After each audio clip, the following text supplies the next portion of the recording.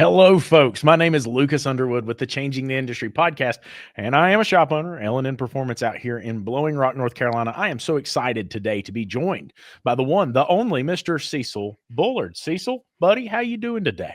Howdy, brother. I'm great as Very usual. good. Yes, sir. Yes, sir. I'm back in the shop working today, and That's as too you know, bad. it's been a little bit. I remember why I hired people now. Yeah. Right? Like it's a reminder.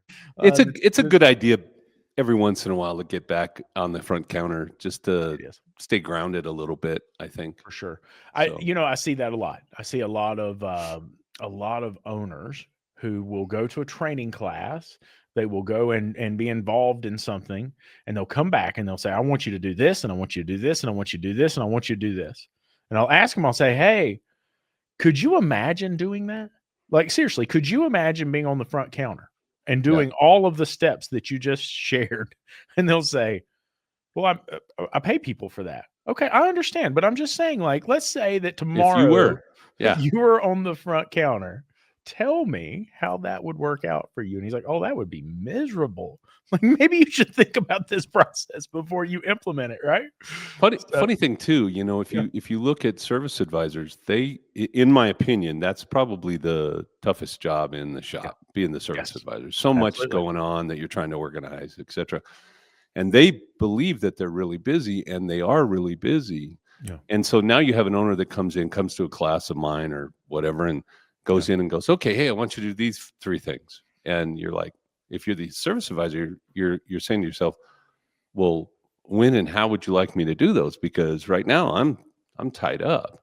Yeah, And instead, what we need to be doing is we need to be going, "Okay, how do we make you less tied up?" for So, sure. for instance, if you don't have a really good estimating process in your shop, Mhm. then your service advisor is going out to the shop and talking to the techs. And every Yeah. time they walk out to the shop and talk to the techs, that's 15 minutes, right? Yes. And Yep. so if you do that, say 8 or 10 times, you've just killed 2.5 hours of the Yes. day, right? Yep. And 100%. and 100%. so instead of looking at your processes and going, "Oh, this one is not very efficient. This doesn't work well." If we created a more efficient estimating process where the service advisor never had to really go out in the shop and look at the car or talk to the tech, Yep. that would save 2 hours of time. Now you could be doing some of the other stuff that you might need to be doing or want to be doing. You know, I think it's unfair to walk in and go, "Okay, here's 5 more now things we're to do." Or, yeah. yeah. Instead, and we do this on a CEO level. Yes. What can I give away, right? Yeah. What do I do that I shouldn't do, or what do I do that someone else probably could do or should do? And I want to delegate that out so that I have the time to do things that are on a different level, right? Yep. Well, and you're so right. And one of the things that I've noticed is that process builds garbage, right? Like through the daily basis of doing what we do, especially you have an advisor. And I'm going to tell you something. This is not automotive specific. This is any No, business. yeah, And I made a video about this. I don't even know if I've released it yet, but I was talking about the family business. And you know what's happened with that. It's this big mess, right? And yeah, so I was talking about it the other day to them, and I said, "Hey, like I see all these processes and I see all these policies and I see all these procedures. Why is everything such a mess? Why is it like, why do we not do those things anymore? Because somebody put a lot of work into making this happen." They said, "Well, what happened is it was trained once and then it was given to the employees to train the next employees who then train the next employees who then train the next employees. And it became the telephone but game." you have to, if you have policies and procedure, when you have policies and procedures, Yeah. you need to have regular procedure review, meaning, Yes. are we doing it? Are we still doing it? Are we doing it correctly? Is it I call it efficient? Did random something quality control. change? Yeah, Yeah. And so because what well, every go ahead. employee, everybody's going, "Well, wait a minute. If we did it this way instead of that way, it would be Right. simpler. Or it would be easier. It'd be easier for me, or whatever." Instead of having a formalized, how do we Team get this meeting. done Yeah, where we're sure that it really made a difference, where we're sure that it was better, and where we're absolutely. sure now that everyone's being taught the same way, right? Exactly. And so what happened is you ended up with this little bit of garbage, right? Imagine a desk and there's all these crumpled up papers all over it. And Ah, so, it's like you go and you talk to them and they say, "Well, we've always done it this way." And you yeah. work through the process and you can find where it happened at. Well, You we're managing that yeah, process. we're creatures of habit, and so Yeah. whenever I bring something new into the shop or into the business, I need to create a habit, right? Yes. And Yep. then I can bring in one of the problems with bringing in like really strong employees. You bring Yeah. someone that's really got good willpower. For a service advisor manager, that's what I want. I want a really strong person. Yeah. But when I bring a strong person in, one of the problems with that is, oh, let's change this. Let's do it my Right. way instead of the way Yeah. the shop it does it. And sometimes For that's sure. good, and sometimes that's not good. You have to be there, where someone does have to be there and paying attention to when it's not good, and also recording the new process if that's the new process. Yes. And then Absolutely. you did something.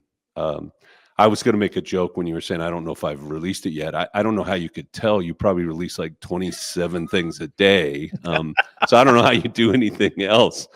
But then you have owners or managers, high powered people that go, well, I won't follow that process. Right. Okay. Yes. This time, because Yes. I can make that decision. Right. It's mine. I'm the I can do guy. this if I want. Yeah, I can do it however the heck I want. And Yeah. unfortunately, I think you and I were kind of talking before this, but so when we did breaks in my shop, Yeah. um, you know, we cleaned the calipers up, the slides, made sure they work properly. Clean We the put new brackets. hardware, Yeah. new pads, and new rotors. Yeah. Period. Okay, Yep. unless it was like some giant Dodge diesel truck that had, you know, uh, uh, super The super thick inboard rotors mounted, that you yeah, yeah that that could you turn. could, or that it was built that Yeah. way, right? Yeah. Other than that, new pads and rotors. Well, the one time that the owner wants to save somebody some money, and Yeah. they go, okay, I'm not going to put new rotors on this. The rotors they're okay, they're close enough, blah blah blah. I'm going Yeah. to save my pal some money, my buddy. Yep. That's the time that it bites you in the ass, Yep. and Never you get fails, yourself man. in trouble, right? Well, and it So happened just this morning. That's where the conversation did it? came from, is I've got a Okay. friend, Scott reached out to me and he said, "Hey, Lucas, man, I want to go back and read a comment that you made about something." And I said, "Okay, what's up?" He said, "You were talking to this lady and she was talking about how somebody had purchased a car. They bought this car, they brought it in, it overheated before they left. It was just like a mile down the road from the dealership. They take it back, they put a thermostat in it. She makes it a mile down the road. It overheats again. She starts to question what they're telling her. So they bring it to her shop. She begins to look at this car and finds out, hey, it's got coolant in a cylinder. Like Ooh. thermostats aren't going to fix this. And it's a really expensive repair, like $25,000. And I want to help her. And it's like, listen, the best way you can help her is properly repair the automobile and charge Yes. what you need to charge so you can stand behind it if something goes wrong. Being the hero is not helping. And see, that was something that messed me up for years because I always wanted to be the hero. I always wanted to lower the price. I'm going to be the hero with awesome customer service and with a properly repaired vehicle that I can stand behind. And the I think minute that I deviate, I break that. I think we all want to be the hero, and we all Yep. want to help people out. I think that's one of the things that's kind of indicative of our industry. Hey, Yeah. I'm a nice guy. I really want to help people out. And so, but you can't help others if you can't help yourself. Right. Exactly. So I got a shop, I don't know, it's 3 or 4 months ago, a relatively new shop to the Institute. I think they made like $3,000 and they discounted almost $12,000 in that month. Mm. But they made $3,000, and $3,000 was probably 2.5% net. Right. Yeah. And so that's not a company where I could help somebody out. I can't, I'm giving away so much on the front end Mhm. that I can't make a conscious decision to say, hey, I want to do X, Y, Z. Right. At the shop, the last shop I ran, we had, I think the budget was $30,000, and Yeah. we went down to one of the local churches, and we said, hey, to the pastor, we said, hey, we have $30,000. It's our annual budget for helping the community. Yeah. We know you have people in your community that need help. We want you to send them to us. You can decide I'll use the whole dollars. I won't pay for labor or parts. Or you can say, hey, I'll pay for the parts. You'll pay for the labor. Whatever you want to do, but it's 30,000. Yeah. But you can't do something like that if you don't have 30,000 to give Exactly. away, right? Exactly. And I think, in small business, again, I don't think it's automotive specific. I think it's small business specific. We don't understand what our real finance is, what we really should be making, what is a fair profit. You and I were kind of talking about that before. Yeah. And therefore we do this in a, like, I'm going to help this one or that one because they got a great story, or because I know that one. And it's by the not way, in a, everybody has a story. Okay. yeah. Yeah, and Everybody has hard times. Everybody has things that is not fair. And I'm going to tell you something. If you wake up in the morning and expect life to be fair, oh yeah, well, you are asking for trouble. You're gonna have a It's tough not life. fair. Yeah. No, Yeah, it's not fair. my dad, my dad was one of those guys that life's a bitch and then you die, right? That was one of his 100%. sayings, right? And Yeah. I think he certainly understood that life wasn't going to be fair. I don't ever wake up any morning and think, oh, it's going to be fair today, right? It's Right. going to be what I make it, right? Yeah, And absolutely. the other thing too, I think we all have to realize in our lives and in our businesses, there are going to be good days and bad days, Yes. right? Yes. I believe because of the government shutdown that a lot of shops have had a kind of a weak month last month. More so than normal. We look at the numbers and we got more shops down. Now all of a sudden it's picking up now that the wonderful people we have in Congress have decided to do their job. Why do you sound sarcastic? Yeah. Oh, yeah. Trust me. I was going to say something else, but my mommy said, don't swear. It makes you look dumb. So I only do it a little bit because I'm only a little dumb. Oh my goodness. But now it's coming back. But I think you have to look at that and you have to say, well, that's normal. I mean, there are going to be times when our government can't get their crap in a pile, and it's going to affect us. There are going to be times when things don't work perfectly. There are going to be community situations. There are going to be personal situations that are either going to affect us personally or they're going to affect our businesses. And if we're not profitable to a certain degree, I can't ride through that. So I've got a couple of different businesses. I got a young couple that's kind of building their business. I think when they started, we were doing like 57,000. We're probably up about 110 now, consistently monthly. And I keep saying to them, put money aside, put money in the bank, have a savings account, and they do. So now they put 15,000 in this account where they never had money before, and something came up, and it's a $4,000 cost, and you look at it and you go, oh. Okay, not too bad. I can do that, right? And then you pull it out of the pile, you put it in, and then you build the pile back up, right? Yes. Yep. But you can't do that if you're not being profitable. Yeah. Okay. And I've got a friend, his name's John, and John is a new shop owner, right? Never ran a shop, never was a business owner, anything like that, was a tech.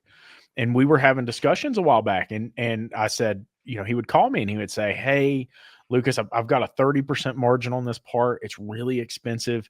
I don't know if I feel okay charging this. And I said, okay, well, let me give you a piece of advice. This was given to me years ago. What I want you to do is what you think is a fair price. I want you to go get that much cash out of your personal bank account or out of the business bank account. And then I want you to walk back into the shop. And when he comes in, I want you to walk around the front of the counter. And I want you to count out in $100 bills how much you think it would take off that. And I want you to lay that down on the counter and I want you to pay it. And he said, but Lucas, I don't have that much money in my bank account. I said, that's my point exactly. Right? Like, you don't have the money to do this. And yet this is another kind of piece that you and I have kind of talked about is so many owners are doing this on the fly, right? Yeah. They don't really even understand how financially prosperous the business needs to be in order to be a comfortable, safe business where you can help when you need to help or when you feel like I just absolutely have to help.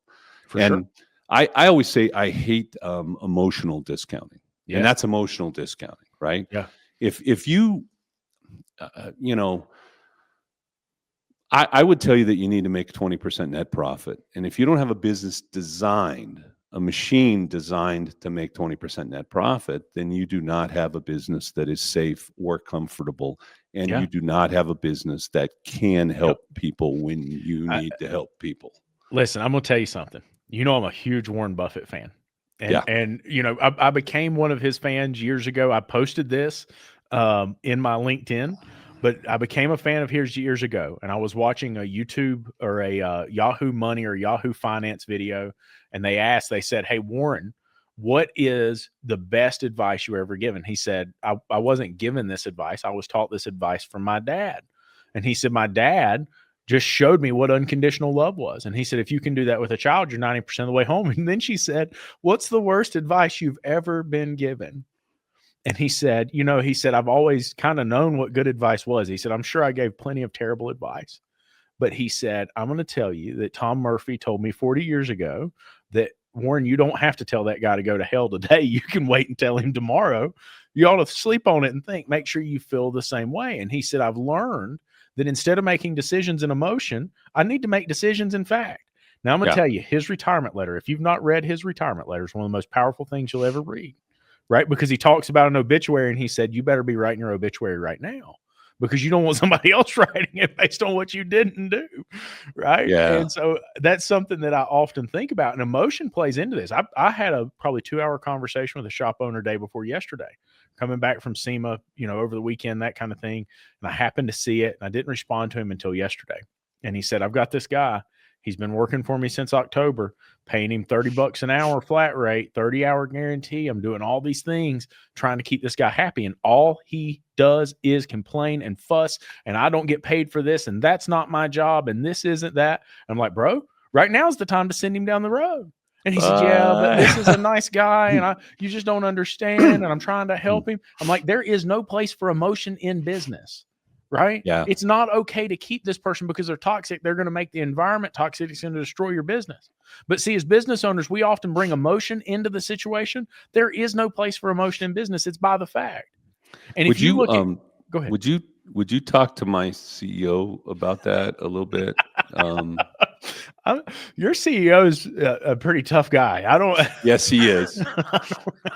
We all are emotional beings, and we all keep people too long, and we allow people to do certain things. And so I got tagged by one of my guys, and I'm not currently coaching with him, but I love the guys I've worked with over the years. And he said, "I got an employee. This is the second time that he's lied to me. What do I do?" And my answer is, you can't have people working for you that you can't trust. Exactly. You get one. You get one. Okay, you made a mistake. I'm going to overlook this. You can earn my trust back by doing this, this, and this over time. But if you come back a second time, you lie to me a second time, and it's very obvious that you lied to me, and there's no out, then you can't work for me. And it doesn't matter if, I love this excuse, right? Well, yeah, but Cecil, good texts are hard to find. Yeah, and bad ones are fairly easy to find. Yeah. So you might as well just pick another one, right? Yeah, pick another bad one and see if you can't change their habits. But oh man, but it's the excuses that we use to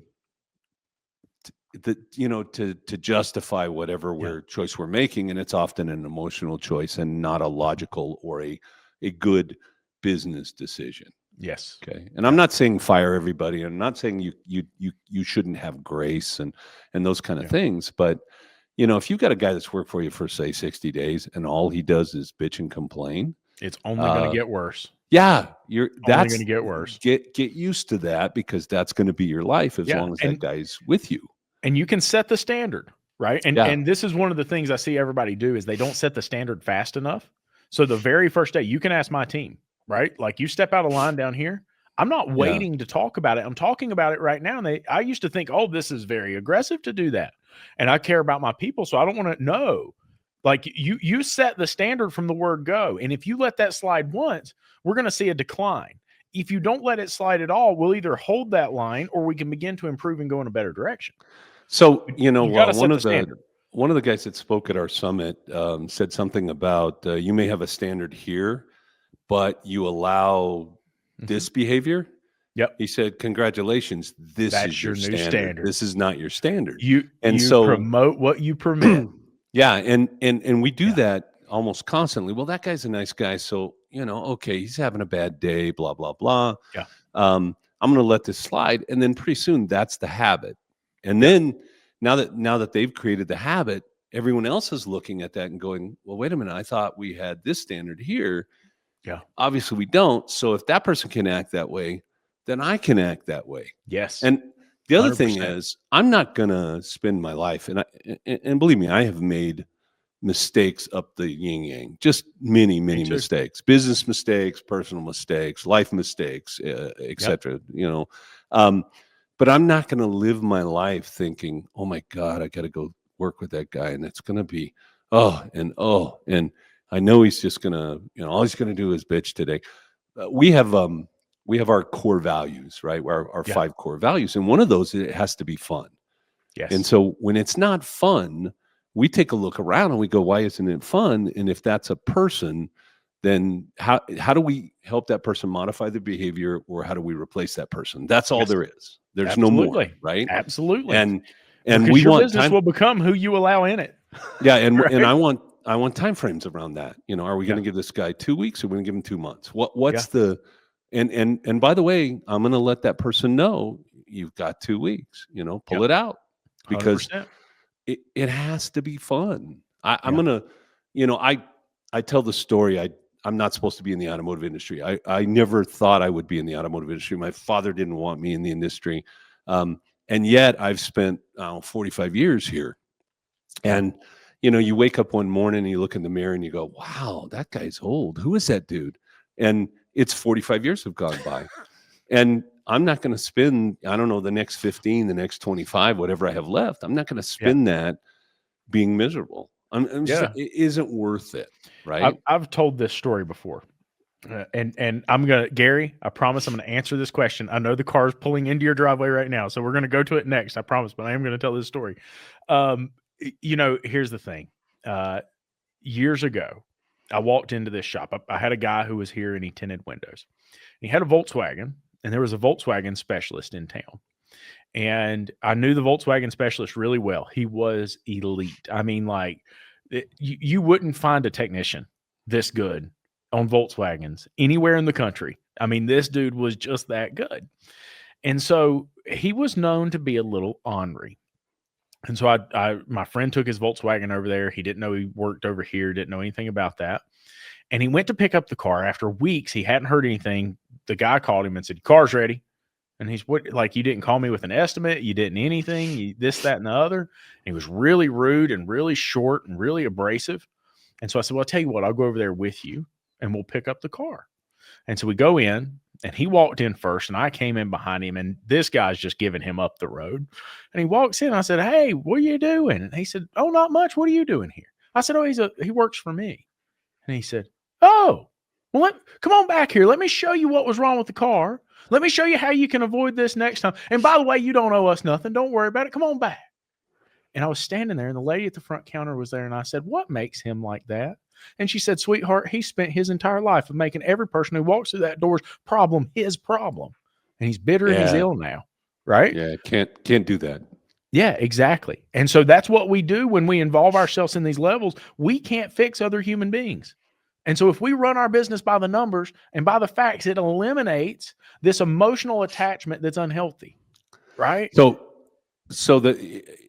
I'm a bit of a counselor often between partners, or between For like sure. husbands and wives, even who work in the business together. And I had this situation where the husband was almost abusive, verbally at least, to the wife in the shop. And then the wife they had this pattern that she would just, start screaming and crying and blah, blah, blah. And I talked to her and I said, "Who can you control? Right? What can you control? What, Yeah. And she said, "Well, only me." That's what it came to. And I said, "Okay. So if he was abusive to you, or verbally abusive to you in the shop in front of people, instead of screaming and crying, what behavior could you do that might change the situation?" And so Yeah. what we came to was that she should say, "That's not appropriate.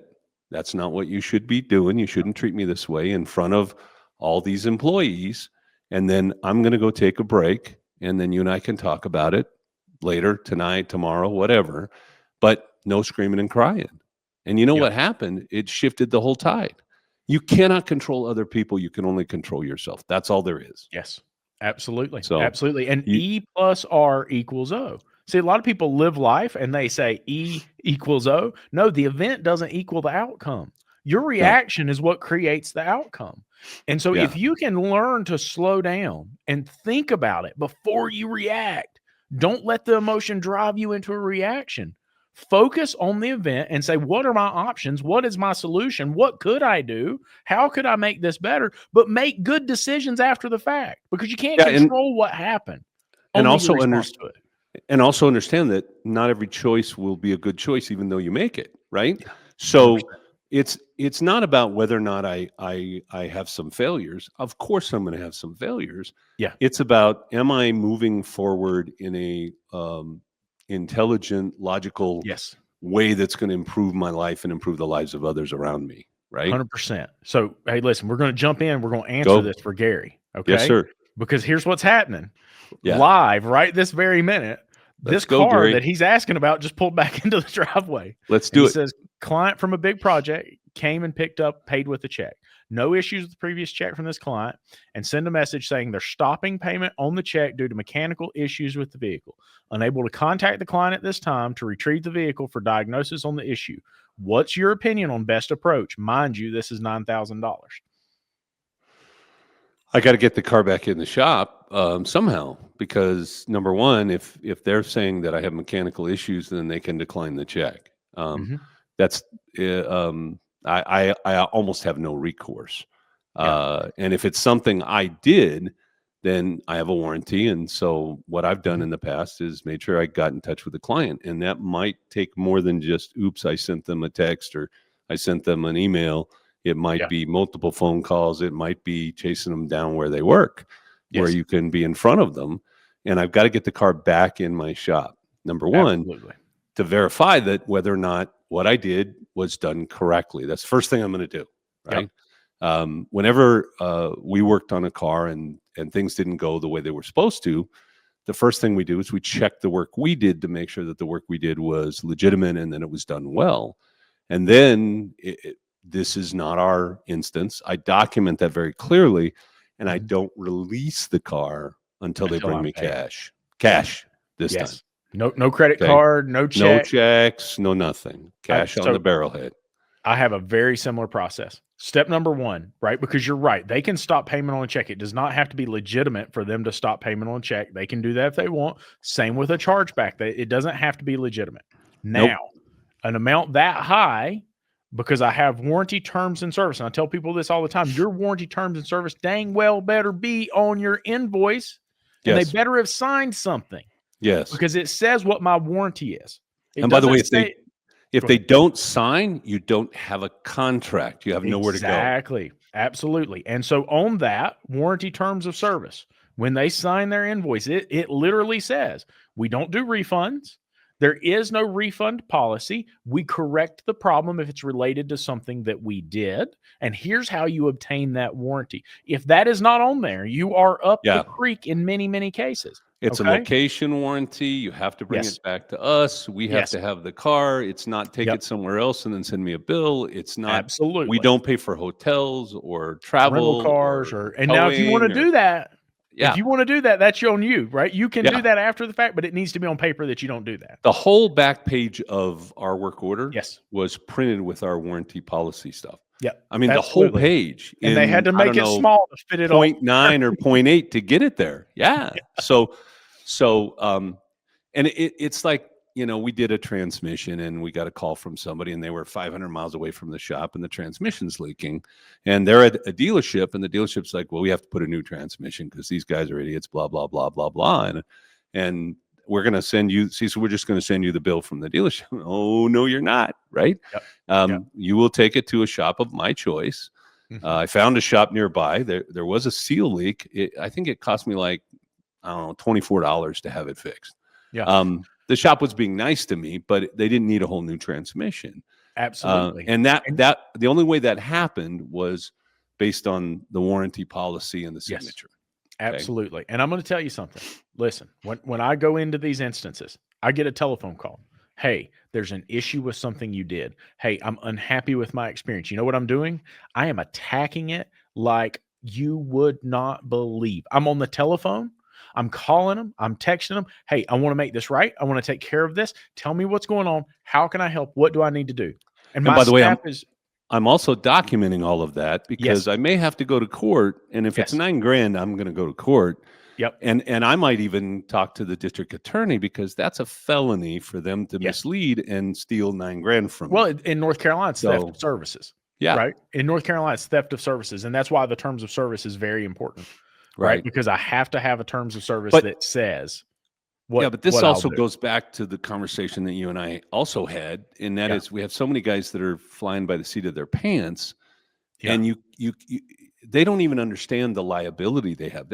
Forget about the $9,000 job that the check got bounced on, right? Yeah.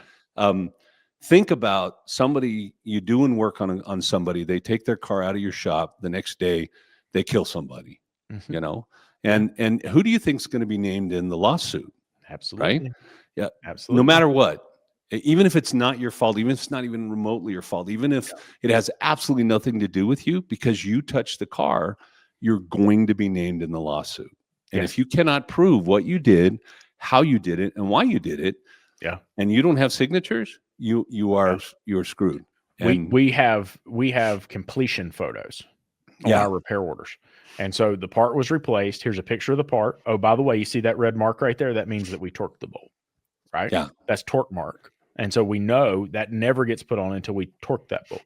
And so you can see the repair that was done. You can see the completion. You can see the photos of the parts that were changed. All of that is documented and available for you for your review at any point in time. And people say, Lucas, that repair order is like 25 pages long. And I'm like, right, because Shopware makes it super easy. It's not like it's a lot of work for us to do that. I don't care how long it is. As long as it's documented. And you better raise your labor rate by 50 cents an hour so you can pay for the paper. Yeah, right. Absolutely. So absolutely. It is what it is. And we used to we always had an after fix report.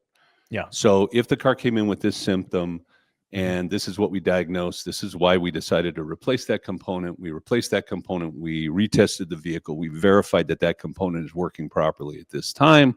And so that's always documented.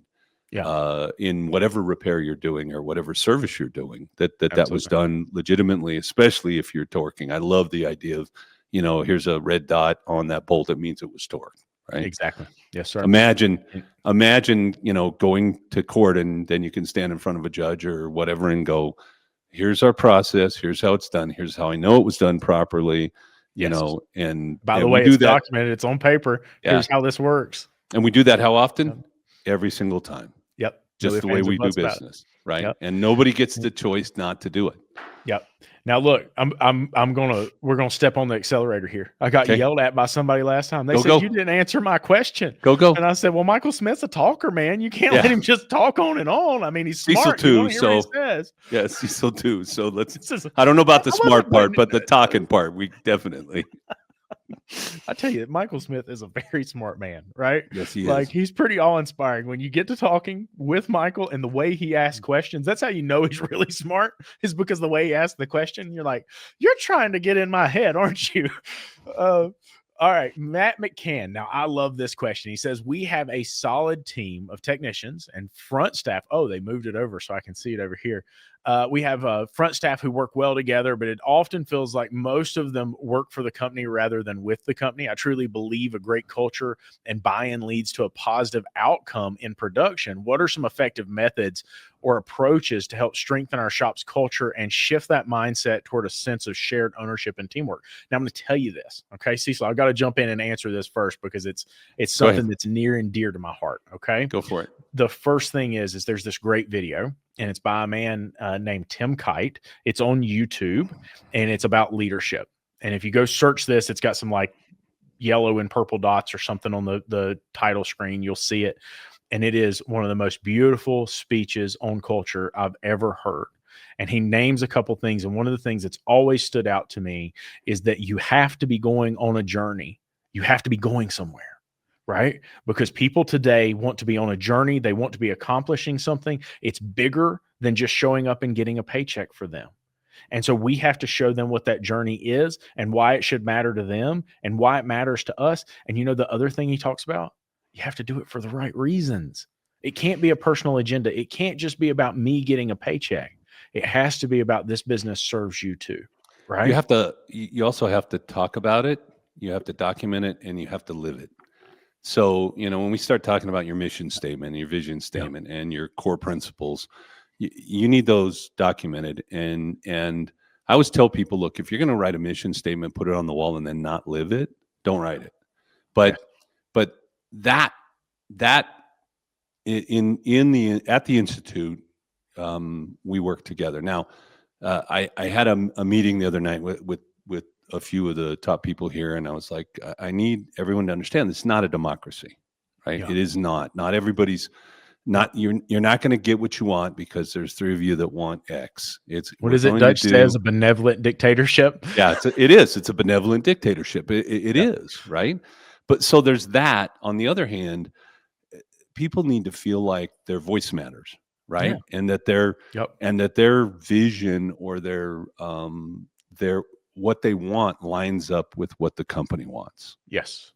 Yep. So why do we have a mission statement? Well, because Cecil's nuts and Cecil feels very passionate about what we need to do, but it's not Cecil's mission statement. It's a mission statement that was brought by all of the employees of the Institute at a point in time. And it really hasn't been modified because it's very simple. Better business, better life, better industry.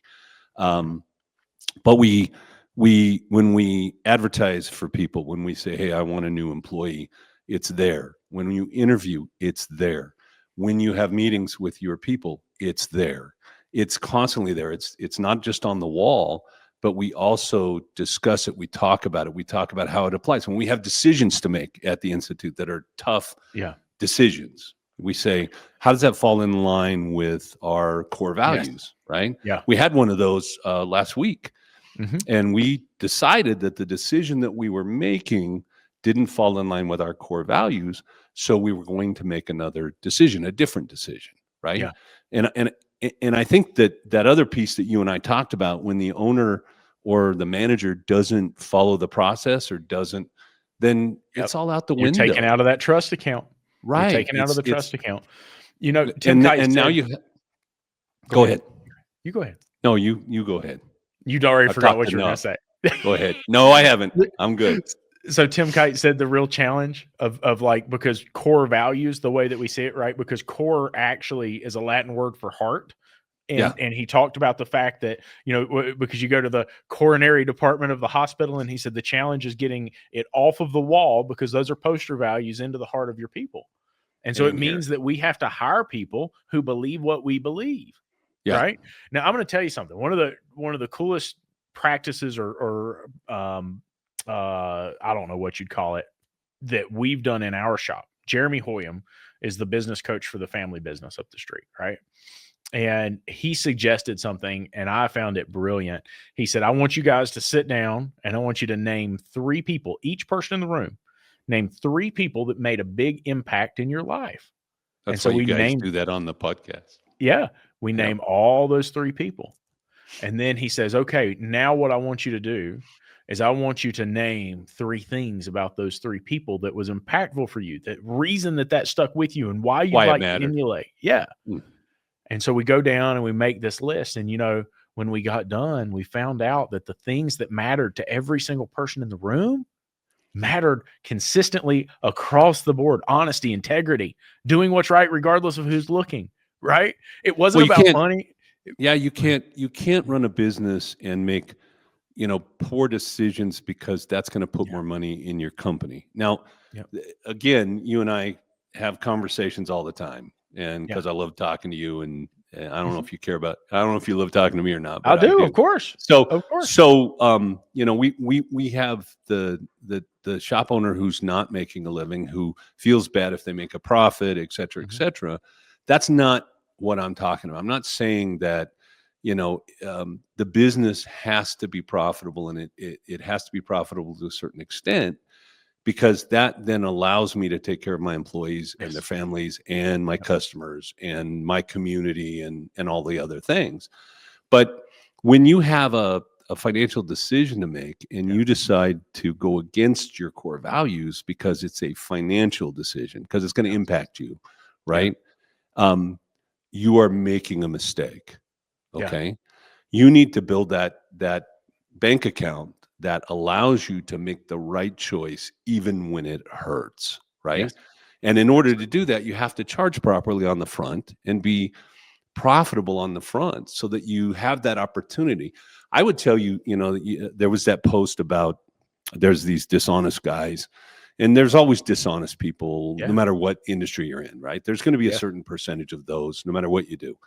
But I think that most of the stuff that looks dishonest, it might actually be dishonest in our industry, but it's really because I put myself in a position where I could not make the right decision because I didn't have the money or the finances to make the right decision. So instead of pulling that motor out and putting a new motor in at my cost because we screwed it up, I'm going to put a cheap patch on this thing and hope it gets past the warranty period, right? Because I don't have the money to do anything else. And it's not the decision that I really, if it was my car, it's not the decision I would make. And so I always look at it like that I'm going to be the one driving that vehicle.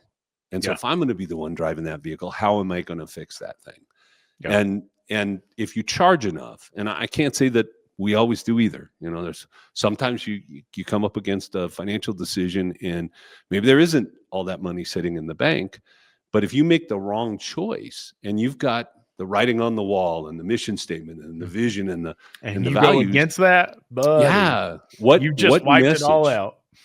And I think as business owners, as people who want to be leaders, who try to be leaders, that we need to be very conscious in the decisions we're making, and we need to be very solid in our core values so that we keep making the right decisions. Because when we make the wrong ones, we can get a little grace from our people, but if that becomes a pattern, then there's no grace. They will not try. Do you know how many technicians I talk to, how many service advisors I talk to?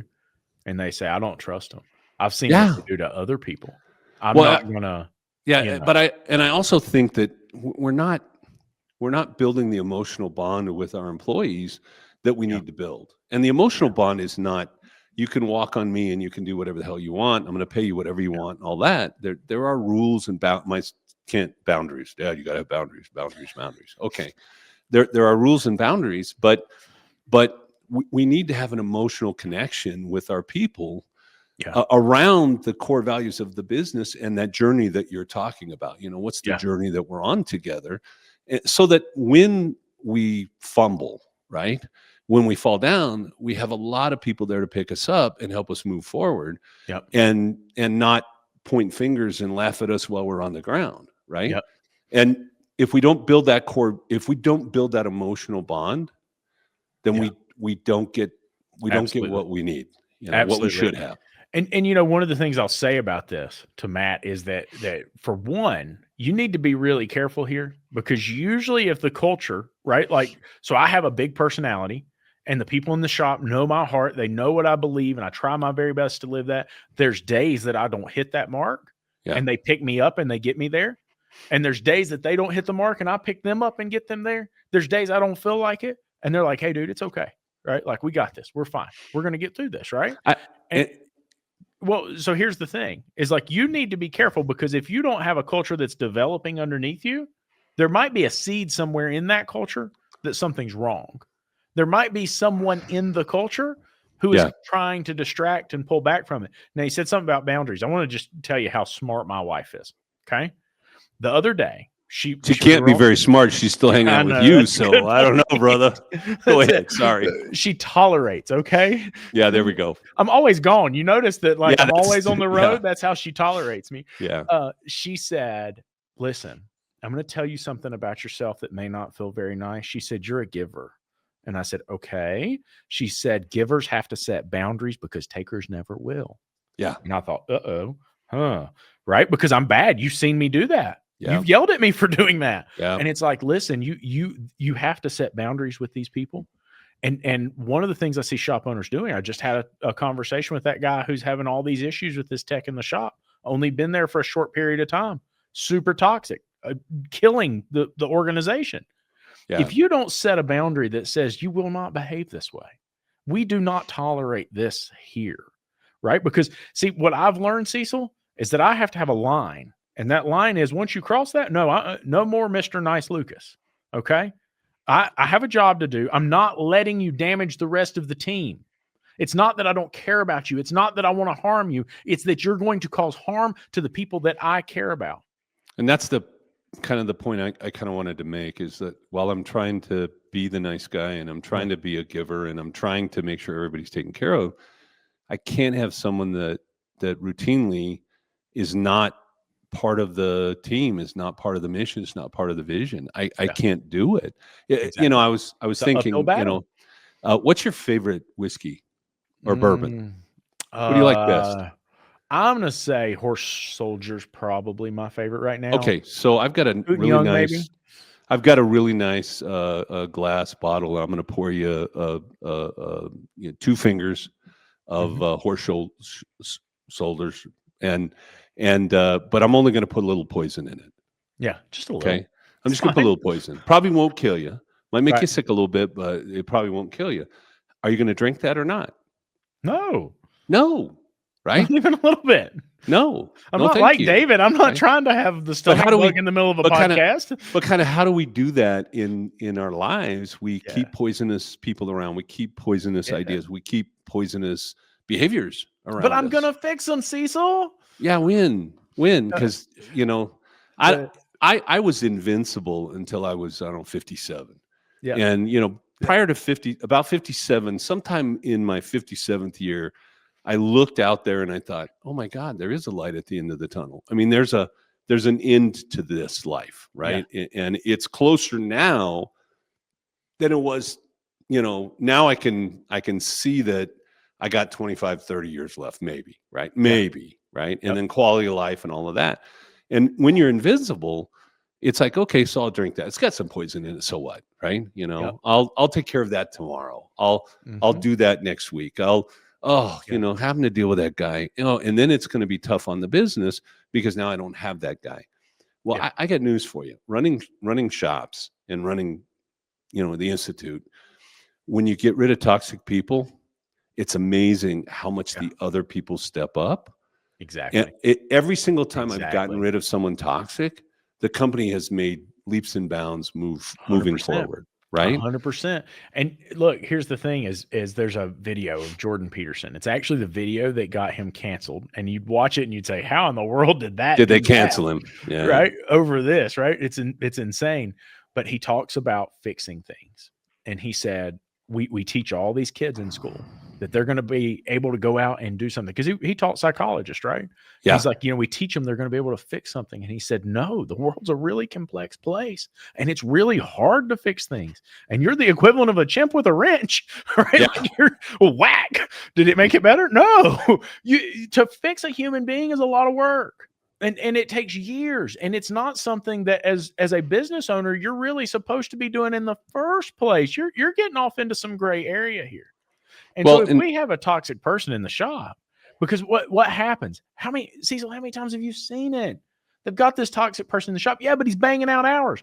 The minute he's gone, you're going to find out that he was covering up all of his mistakes. And when that car came back the next time with loose bolts, he tightened them up and said, what anything to do with me? Yeah, it didn't. It wasn't my fault. I didn't do that. I'd rather have the guy go, oops, I made it. Yeah. I did it, right? You know, 100%. When I'm interviewing potential people, I'm asking open-ended questions that will direct me to whether or not they will take accountability or not take accountability. So one of the questions I might ask someone is, tell me about the worst mistake that happened. We all have if I said that, I know you have a picture, you'd go, oh man, we did this and blah, blah. And tell me what it was about and tell me what we did to take care of that, you know? Yeah. And a lot of people will instantly go, well, so-and-so did this and so-and-so. And it's never them. They never have a part of it. Yep. Another piece of that is we're all broken, right? We're not, none of us are are perfect human beings. We don't. I mean, I guess we're perfect human beings. We're just not perfect, right? Yeah. Human beings are flawed, Yes. and it's not my job to fix you. It's my job to set goals, set boundaries, to run my business the way that I need my business to run, so that my Yeah. clients can be taken care of and my employees can be taken care of. Because That's my job. that's my what I job, do. That's right? what I do. And when somebody comes in that's going to interrupt that or Yeah. make that, more difficult, the more I tolerate that, the harder it becomes, because other Yeah. people are also paying attention, watching, etc. And I'm hurting other people, right? Like, that's the thing Yeah. we don't really want to talk about. I'm actually hurting other people. I'm impacting the lives of other people. We talk about negative attitude, right? And I tell people all the time, like, I want to be careful about who my kids hang out with, Yeah, because a absolutely. negative attitude is contagious. And I don't, One, and if so I had only one thing I could do for my children when they were growing Yeah. up, my grandkids now, it would be choose their friends. Yeah, Okay. Who they hung out absolutely. with, because you Absolutely. become like the people around you. Yeah. And when they talk about, you don't want to be the smartest guy in the room. You want to be in a room where there's a lot more smarter people than you. That is kind of the example of, if I'm in a room with a lot of smart people, I might not be really smart, but I'm going to get smarter, right? Yeah. If I'm in a Yeah. room with a lot of yahoos and idiots, guess what? I'm going to be a yahoo and an idiot. It's 100%. inevitable, right? Yep. So Absolutely. one more thing about the culture piece. Not only do you need to communicate routinely, but some of the things that are important to them, when they fall in line with what's important in the company, you need to make a Yeah. part of what your company is about and doing, and you need to make a big deal about that. So it's not just, well, the company's here to make 20% and take and have a great reputation, blah blah blah. It's also like, what do you want, and how does that fit into that company goal and values, Yes. and how can we help you achieve that by 100%. working here and doing your job here, right? 100%. And if you're not having routine communication, and that's not, it is like, okay, I'm out of your toolbox, good morning, how's your family doing, how's your son Bob, I know you had some problems with him, is that okay, what can I do? You also have to be talking to the employee on this is your job, these are the boundaries, these are the things that you're Yeah. doing fantastically, these are the things that we need you to improve, here's how, if you need help, here's how I'm going to help you. As leaders in our companies, we should constantly be helping others in our companies become better and better. And if we do 100%. that, and they see us as that, they don't see the company as outside of themselves, a different goal, different direction, then I have people that work with the company, become a part of the company, Yeah. as opposed to, oh, I'm just here for a paycheck. I don't want people Absolutely. that are just here for a paycheck. 100%. One of my very, very close friends worked for a big national organization, and he was so depressed and just really upset about the position. I'm like, dude, you're like their top salesperson, and all this crazy stuff's happening, and you're doing all these amazing things, and look at all the progress you made. He's like, something just doesn't feel right. And he switched positions, and he said, I figured it out. It was feedback. It wasn't good or bad feedback. It was just No feedback in feedback. general, Yeah. because I was getting nothing. Yeah. Right.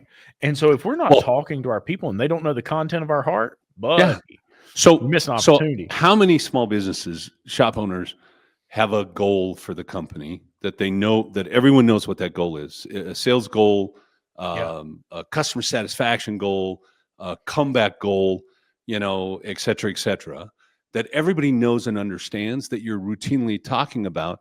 How many of those shop owners now have a position that's well defined? Here's what you're responsible for. Here's who you answer to.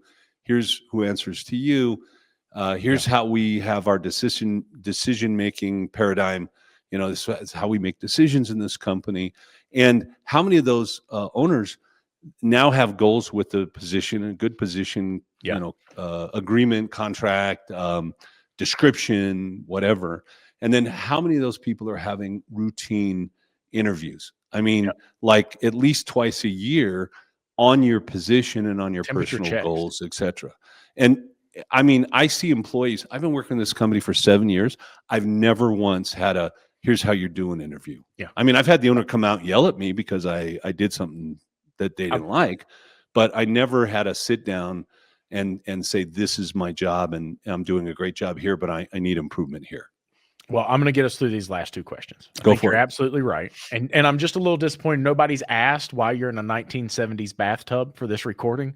I The green color in the don't background, even, I don't know why the green is there. I don't know what happened. So we're going to, We'll we're ask going to get Michael some, later. we're going to get some other accoutrement later. There you go. There right? you go. Something. Okay. So one, I'm going to answer really quick. I'm just going to go through. I think we're fairly close on this. Kyle says, hey, this is a weak point for me. Should we be telling the Texan advisors actual revenue numbers and goals? I'm going to tell you something. Yes. I share every single dime of numbers. Yes. The only thing I don't do is share like individual payroll data. No, we don't do that. Everything. I share the other P&L, than I'm not telling you what everybody else gets paid. By the way, probably everybody knows anyway because the employees are going to talk, etc. But why do I share the numbers? Because we have a goal and we have a target, and if we're not hitting that, I want you aware of that. Yep. If we are hitting that, I want you aware of that. And if you don't think I'm here to, make a profit and drive a nice truck, then we didn't interview you properly. Here's the thing. I'm training my staff every single day about how to look at those numbers, what those numbers mean, what number affects what, how it changes things, how it affects the bottom line. Because you know something? One day I won't be here anymore. And if I can raise them up, because what do we have happening? I told you this in the meeting we had a while back. We see all these people that are leaving shops and starting their own, and nobody's ever taught them how to run a business. Yeah. And so if we can advise them, if we can educate them, and people say, well, what if they go start their own thing? So what? Yay. At least your competition knows what they're doing. Yeah, at least they're charging a reasonable rate instead of $75 an hour because they think I can be cheaper and blah, blah, blah. The other thing, if you're not telling them what's happening, they are guessing what's happening. Exactly. And you don't want them guessing. You made a lot of money. And when you come in, hang on, because you got to cover this. When you come into a shop and you have like the technicians going, well, the reason we're not busy is because we're too pricey.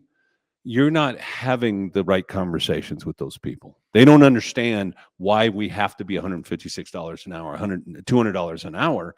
And all of your employees need to know what your rate should be and why you need to hold that rate steady.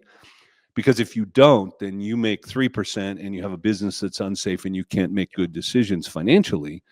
And so I'm the guy that says, you need to know where we're at. You need to know what the profits are. And you need to understand that the company is set up to make 20% net profit because I don't get to keep it all. If I'm lucky, I might end up with 7 or 8%. Amen. I've got one question we're going to answer. There's actually another one in there that I think is important. One is how to know when to hire a coach. And I'm just going to say, like, for me, it was very simply that I knew that my knowledge had gotten me as far as it was going to get me. I was up against the wall. Every time I turned around, I was dealing with another problem I didn't know the answer to. And I felt super stressed out. I felt like no matter what, I just could not make progress. And that's when it's time to get that outside perspective. I'm going to tell you that I think if you're starting a business, you should hire a coach when you start the business. And I understand the revenue concerns with that, Cecil. But I think having somebody help you set the business up properly ensures success down the road. If nothing else, just somebody to help you set up a proper chart of accounts. Oh my God, I hate to even bring that up. So I'm a coach and I've been a coach. You're retired. No, I'm not. No, I'm not, brother. I am not. I will kick you in the head next time I see you. And you don't want that because I have this giant boot on my foot right now. We have clients that come to us and say, I'm buying a business. And we usually save them $100,000, $150,000 on the purchase price because they don't really understand the numbers and blah, blah, blah. We help them negotiate. We help them set up the systems and process. We help them get the goals in place. We help them understand the business as a financial machine, a model, et cetera. And so our average client, I think last month we were over 19% net for our average client. And that includes brand new people who are only at 3 or 4%. So our clients have been with us for a while, are making really good money. And they're not working 60 hours a week or 80 hours a week. These are guys that are now working 20 hours a week, 25 hours a week in their automotive shop. right? Yep. And Absolutely. and so you know, can I do it by myself? Yeah, probably. Um, Yeah. it might take me 20 years to figure it all out, or Buddy, I I may never wasted figure it all 15 out. trying to get But there. and so guys like yourself, you Yeah. know, if I asked you, I said, Lucas, you know, when did you first hire a coach? And you say, okay, I did it when I don't know, I was in business 12 years, right? And Yep. I finally thought, okay, I'm in trouble enough that I better hire somebody, otherwise I'm not going to be here, right? Yep. And that's a huge portion of guys that hire coaching. Yeah. I've got to a point where I'm almost desperate, and the coach is the last straw. I gotta either I'm gonna go broke, or they're gonna help me, right? Yep. But I will ask you. So I don't know if it's 12 years, 15 years, 7 years. When you got the coach and you started, you know, helping yourself, and you don't run a perfect business, neither do any of my clients. Okay, Yep. For um, sure. but do you say to yourself, "Man, I wish I'd have done this sooner"? Yes. Okay, Absolutely. so I have Do you people. know? Do you Yeah. know? I mean, like, I know we're Do you know how over. much farther along I would be if I had Dude, hired a I coach would for have myself? money. I would have Yeah, like college accounts for my kids, and I would yeah, have a HSA, and I'd have a lot of money put back in it. I'd be 10 years ahead towards retirement right now. yeah. And Right? Instead, I'm playing catch up. my business would be Yeah. worth twice what it's worth, or 3 times what it's worth right now. Even though I did hire a coach and I'm working towards all those things, I Yep. could have done it better, sooner, faster. It's kind of like compounding. The earlier you get in Yeah. and get it started, the easier it is to get there. And so I get into a lot of meetings. In fact, I have one with a potential new client today. When we have someone who's kind of outside of what the institute normally does, like they don't just have a normal, like I work on Repair shop. Fords or whatever, Yep. whatever. I get involved and I have these conversations. And what I really detest is this. You go through and you say, okay, we can do this for you. And they believe it. They see it, they go, okay. And you talk about, you know, your parts margin is off by 18 points, and that's costing you $70,000 a year. And you know, we may not get the 18 points, but we'll probably get at least 12, and that will certainly pay for us and put more money in your pocket, blah, blah, blah, blah, blah. Yeah. And then you get done and you're like, okay. And they're like, oh yeah, I really, I think this would be great. And you say, okay, sign on the bottom line. And we don't have long-term contracts. We're not like signing for a $60,000 contract. We're just saying, Yeah.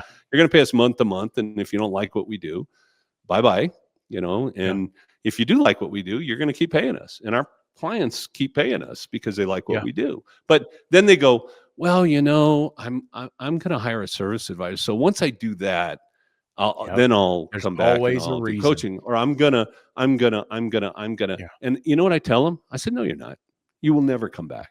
And I'm sorry, but if you think you can do this on your own, can you? Yeah. And you know what? You'll probably make half or less of what you should earn, and your life will be much but the more cost of doing complicated. it that way, do you Oh, know how it's much pain that painful. causes? Do you know what it It's does to your painful, not just for family? you, your family, Yeah. you know, and that's what they Yeah. don't.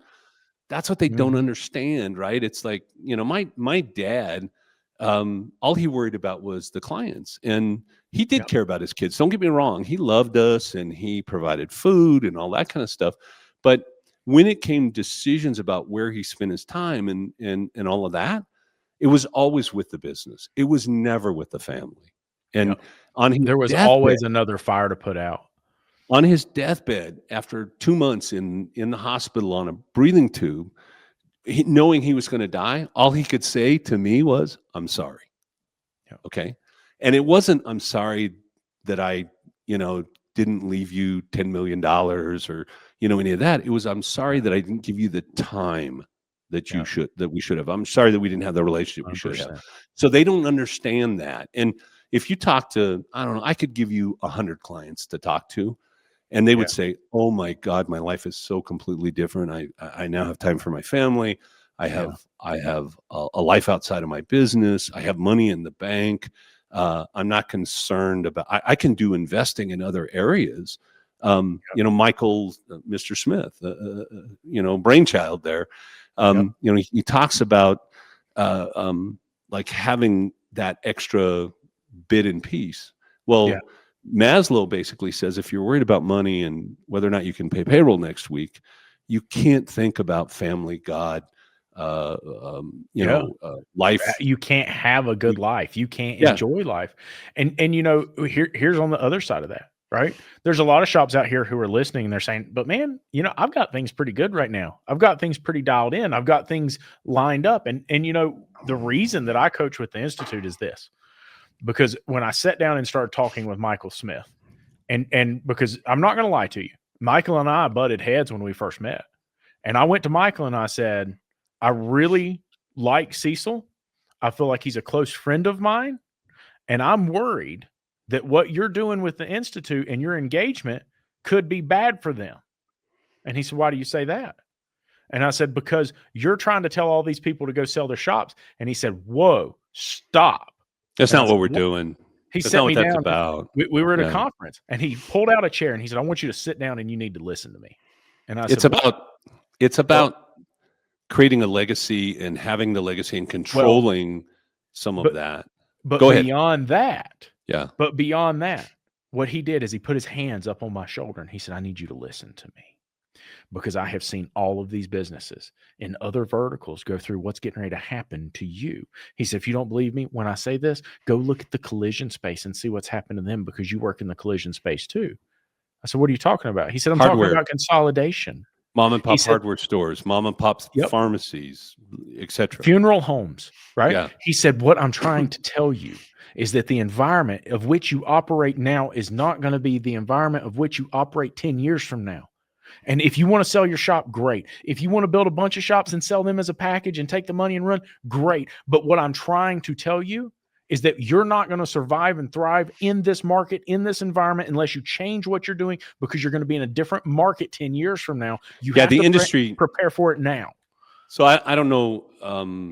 You're not a young guy. You're young compared to me, but you've been in here for, I don't know, 20 years, right? Yep. In the industry. Yep. And you've seen the changes that we have, not just technologically, but even kind of business. And we have fought that tooth and nail, like raising our labor rates and charging what we're really worth, and actually even paying technicians and creating a path. And we fought a lot of this stuff, right? If they're good, they'll figure it out, right? Okay, yeah, that's what we should do is roll the dice and hope that we have good people. Why not help them become the best that they can be? Yeah. And the changes we had in the last 20 years will pale in comparison to the changes we will have in the next 10. 100%. Okay. 100%. I mean, we've got AI to think about. How is that going to influence who is that going to replace? How is that going to be used in our business, or by the do-it-yourselfer out there, right? Yeah. And by the dealerships and the manufacturers. And there's so much going on here. And what I hate, we probably have, I don't know, at any given time we have 50% of our clients are probably 50 or older, and we have a good percentage of guys that are 70 and still working in their shops because they need to, because they have to, because they don't know how to do anything else, and they have no life outside of that. And they've come to the point where they're physically or mentally not capable of moving forward, and they have no path. They haven't spent the last 5 years with one of their key employees, helping their key employee understand the business so that key employee can pay them and get them out. Or they're, they go to sell their business and they need, I don't know, 800,000, but it's only worth 2. And they don't even understand. We have an older gentleman, fantastic guy. He's been with us for a very long time. And he's going to sell his business for like, I don't know, 500,000. And we look at the business with him. We go, this business is worth $950,000. And he cried. I mean, he cried because at 500,000, it wasn't quite going to be enough to make him feel secure. Yeah. But at 950,000, it's enough to make him feel secure. Like and he's going to make it through it. Yeah. Yeah. And it breaks my heart. Yeah. To see these guys at the end of their career with no plan, no move forward plan for themselves. And I don't know how many shops closed this year. I can tell you we're not 240,000 shops anymore. And the only reason that we're maintaining numbers is because you have all these technicians. All of a sudden, they think, "Oh, I'm just going to go do it." And now they're working out of their garage and they're calling themselves a shop and charging $75 an hour, not marking parts up, and letting their customer bring their own parts in. And we're going to see that disappear. We're going to Yep. see it disappear because of regulations, because of technology. It's going to become less and less. Different world. Yep. And 100%. I'm telling you, in the next 10 years, there are going to be so many guys that are going to have to be out of the industry. And it's a shame because they could control their destiny. So when do you hire a coach? I don't know. If you're looking at it Yesterday? and going, yeah, why not? Right? Yeah. What's the first thing I'm going to do? You're going to hire me, and the first thing I'm going to do is I'm going to look at your parts margin. I'm going to look at your labor rate. I'm going to say, we're costing you X. You have to make that from your customer. I'm your Raise new your labor rate accountability partner. $5 an hour, right? I am your new, and I have a big foot. That's it. But, and by the way, if it doesn't fit, don't stick. Yeah. Don't sign Yeah. long-term contracts. Yeah. If it doesn't fit, don't 100%. stick. And Amen. if it doesn't fit, like we have, I don't know how many coaches we have now, 9 or I don't know, 11 or whatever it is. Yeah. And I'm also the guy that gets the call. Hey, I'm working with this client. I'm kind of struggling, and it's not working well. So Cecil, will you get involved? Yeah, absolutely. I'll meet with the client, and I've taken on some of those clients, or I've moved them to other coaches where it fit better, right? Where it felt better, where it worked better for them. Yeah.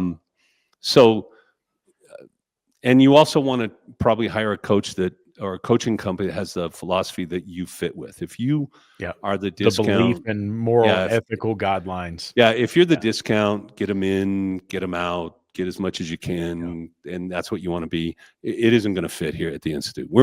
You will not be happy with us, and we will not be happy with you. Yeah. If you want great relationships in a shop that runs really well, and people to build a great team with really good culture, that's what we do here. To make the world a better place, baby. Yeah, that's what we do here. Well, hey, listen, I just got a text message from the producer. He says Too late. Bills us double overtime for every minute past an hour. So we better go. Right. You're going to be yelling at me for my P&L here in a few hours. There we go. No worries, baby. It's a big bill, man. It's a big bill. And we can do this again. So that's it. No worries. That's it. Cecil, all right. Thank you so much. I think this was an awesome conversation. I appreciate all the wisdom and knowledge you shared. And I can't wait. You too, brother. See you, buddy. Brother. Bye-bye.